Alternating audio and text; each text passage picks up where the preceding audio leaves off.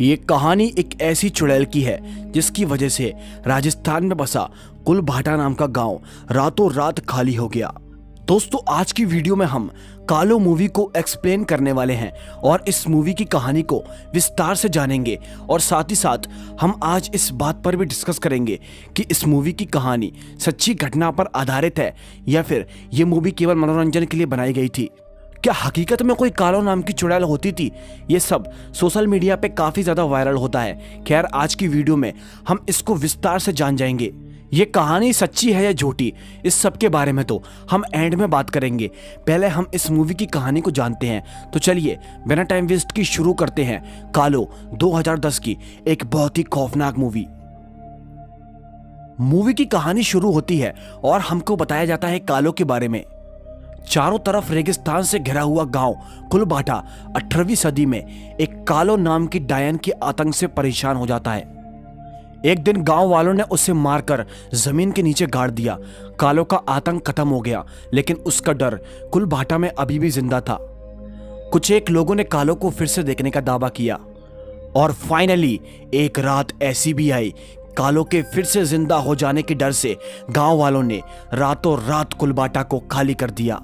बताया जाता है कि 250 साल से कुलभाटा के अंदर कोई भी नहीं जाता। ये गांव पूरी तरीके से सुनसान हो चुका है और कहा जाता है कि कालो इस बार और भी ज्यादा शक्तिशाली हो चुकी है। एनीवेज, उसके बाद हम मूवी की कहानी को देखते हैं, जहां कुछ कर्मचारी कुलभाटा के अंदर काम कर रहे थे, लेकिन तभी उन कर्मचारियों के ऊपर कालो अटैक कर देती है और एक एक को जान से मार डालती है। इसके बाद कहानी प्रेजेंट में आ जाती है और हम एक समीर नाम के व्यक्ति को देखते हैं, जो कि अपने गांव जा रहा था बहुत सारी बारूद को लेकर।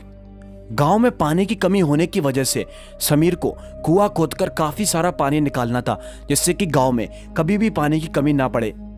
समीर अभी अपनी बस का इंतजार कर रहा था और तभी इतने में फाइनली उसकी बस भी आ जाती है। दोस्तों, समीर के अलावा बस के अंदर काफी सारे पैसेंजर्स बैठे हुए थे। कोई कुलदेवी जा रहा था तो कोई कहीं और जा रहा था, और इसी के साथ साथ बस के अंदर एक पैसेंजर थी जिसका नाम था शोना, जो कि इस मूवी की लीड एक्ट्रेस भी मानी जाती है। समीर उसी छोटी सी बच्ची के बगल में जाकर बैठ जाता है। उसके बाद तभी सभी लोग जब बस के अंदर चढ़ जाते हैं तो वहां से बस रवाना हो जाती है अपनी मंजिल की ओर। लेकिन दोस्तों, इसी बीच यहां से डर और दहशत की शुरुआत होती है। हम देखते हैं कि कुछ पैसेंजर्स इसी बस का इंतजार कर रहे थे कुलभाटा वाले रास्ते पर, लेकिन तभी कालो उन लोगों को आकर मार देती है। जब बस वहां पर पहुंचती है तो वो पाते हैं कि उन पैसेंजर्स का सामान रखा हुआ था और वो सभी पैसेंजर्स कालो के हाथों मारे गए थे। खैर, उसके बाद तभी सभी के सभी लोग वहां से आगे बढ़ने ही वाले होते हैं कि तभी जिस रास्ते से वो जाने वाले थे उस रास्ते पर इतना लंबा और इतना गहरा गड्ढा बन चुका था कि अब उनकी बस उस रास्ते पर से नहीं जा सकती थी। भाई, सभी लोग काफी डर जाते हैं, आखिर अब ये गड्ढा कहां से आ गया। खैर, उसके बाद तभी बस का ड्राइवर बोलता है कि एक दूसरा रास्ता है जहां पर से हम अपनी मंजिल तक पहुंच सकते हैं, और वो ये भी बताता है कि वो रास्ता कुलभाटा से जाता है। कुलभाटा का नाम सुनकर पंडित जी के चेहरे पर एक अजीब सा डर महसूस हो रहा था। पंडित जी सभी लोगों से कहते हैं कि हम उस रास्ते से नहीं जाएंगे, वो रास्ता कुलभाटा से जाता है। कहते हैं कि जो कोई भी कुलभाटा से गया है वो आज तक जिंदा वापस नहीं लौटा। लेकिन सभी के सभी लोग पंडित जी की बातों पर ज्यादा खास गौर नहीं करते और फिर उसी रास्ते से चलने के लिए तैयार हो जाते हैं, क्योंकि अब और कोई दूसरा रास्ता तो था ही नहीं। और जब ये लोग अपनी बस को कुलभाटा की तरफ मोड़ते हैं तभी दहशत होना शुरू हो जाती है। पंडित जी बस के अंदर नींबू और धागा भी बांध देते हैं, जिसकी वजह से कोई भी बुरी शक्ति बस के अंदर प्रवेश ना कर पाए।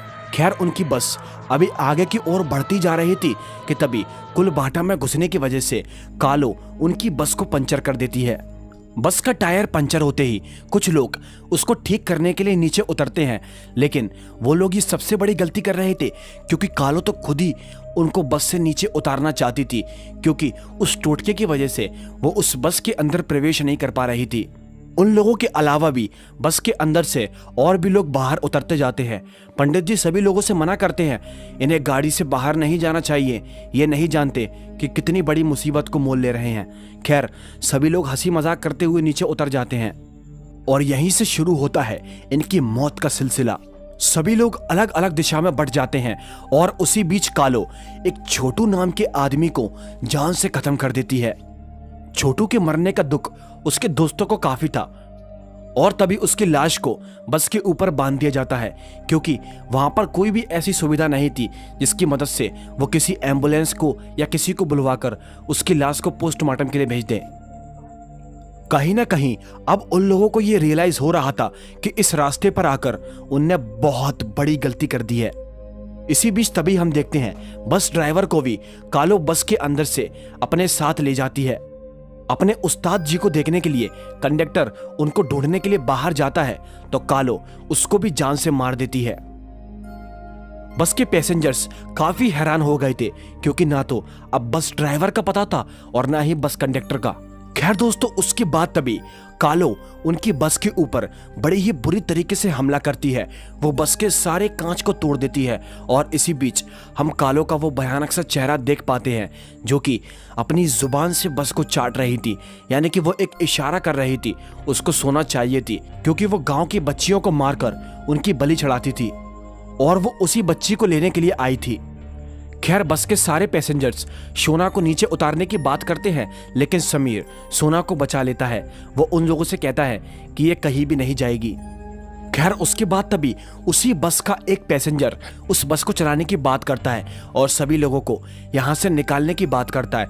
वो बस को चलाना शुरू कर देता है, लेकिन थोड़ा सा आगे जाते ही कालो उस बस के ऊपर हमला करती है और वो इस बार अपने खंजर से उस बस के सारे संतुलन को बिगाड़ देती है, जिसकी वजह से वो बस उसी जगह पर क्रैश हो जाती है। खैर सभी पैसेंजर्स बस से नीचे उतरते हैं और नीचे उतरते ही कुछ पैसेंजर्स को तो कालो जान से खत्म कर देती है और कुछ लोग बचते हैं और वो एक झोपड़ी के पास जाकर छुप जाते हैं। वहां जाकर समीर एक जीप के सहारे कालो को रोकने की कोशिश करता है, लेकिन ऐसा कुछ होता नहीं है। समीर के वहां जाते ही गुड्डू और उसका दोस्त सोना को कालो के पास छोड़ देते हैं, जिस वजह से कालो उसके पास आती है। लेकिन जैसे तैसे करके समीर उसकी जान को बचाकर उसे वापस ले आता है और वो उन दोनों को भी बहुत मारता है और कहता है कि सोना से हाथ लगाया तो कालो से पहले मैं उसकी जान ले लूंगा। खैर धीरे धीरे करके एक एक करके सभी लोग मारे जाते हैं और बस केवल 4 ही लोग बचते हैं।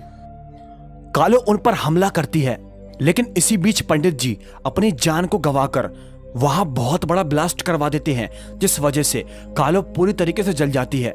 लेकिन हैरानी की बात तो ये थी कि कालो अभी भी मरी नहीं थी और वो पंडित जी की वाइफ को भी जान से मार देती है। मूवी के एंड में बस केवल 2 लोग बचते हैं, समीर और सोना। कालो एंड में सोना को ले जाने की बहुत कोशिश करती है और समीर को भी बहुत मारती है और एंड मौके पर वो सोना को वहां से लेकर ही जा रही थी कि तभी समीर हनुमान जी का नाम लेकर कालो की आंखें फोड़ देता है और उसके खंजर से उसी के ऊपर वार कर देता है, क्योंकि कालो का अंत केवल उसी के खंजर से हो सकता था और अब ऐसा हो चुका था। तभी वो उस बारूद के जरिए कालो को उड़ा देता है, जिस वजह से वो कालो हमेशा हमेशा के लिए खत्म हो जाती है। कालो के मरते ही समीर और सोना वापस वहां से अपने गांव लौट जाते हैं। उनके जाते ही इस मूवी का दी एंड हो जाता है। अब बात करते हैं ये मूवी सच्ची घटना पर आधारित है या फिर इसकी कहानी बिल्कुल एकदम फेक है। वैसे तो काफी सारे लोग इस कहानी को सच्ची बताते हैं और कहते हैं कि कुलभाटा के अंदर कालो नाम की चुड़ैल हकीकत में घूमती है। वैसे यार मैं इस कहानी को कुछ हद तक सच मानता हूँ, क्योंकि हकीकत में कुलभाटा नाम का कोई गांव हुआ करता था और उस गांव को कुछ लोग खाली कर वहां से चले गए थे। कालो नाम की एक डायन हकीकत में हुआ करती थी जो कि जवान बच्चियों की बलि चढ़ाकर खुद को अमर करना चाहती थी। लेकिन ये बात काफी पुरानी है, लेकिन अगर बात की जाए आज के दौर की तो मुझे नहीं लगता कि कालो जैसी कोई भी चुड़ैल या कोई डायन इस दुनिया के अंदर होगी। दोस्तों अब ये कहानी सच्ची है या अंधविश्वास, इसके बारे में तो मैंने आपको बता दिया। अब ये आप डिसाइड करिए, आप इस कहानी को सच्चा मानते हैं या फिर ये कहानी को फेक मानते हैं। दुनिया में 2 तरह के लोग होते हैं, कुछ लोग इस कहानी को सच्चा भी मानते हैं तो वहीं कुछ लोग इस कहानी को झूठी भी मानते हैं। खैर आप किन लोगों में से हैं, आपकी इस कहानी पर क्या राय है, मुझे अपनी राय कमेंट करके ज़रूर बताइएगा। और अगर आपको ये एक्सप्लेनेशन या ये कहानी अच्छी लगी तो वीडियो को लाइक करके हमारे चैनल को सब्सक्राइब करना बिल्कुल भी मत भूलिएगा, क्योंकि यहाँ पर और भी हॉरर मूवीज और भी काफ़ी सारी भूत की कहानियाँ आना बाकी है। तो चलिए हम मिलते हैं आपसे फिर किसी एक नई वीडियो में। तब तक के लिए बहुत बहुत धन्यवाद। Bye and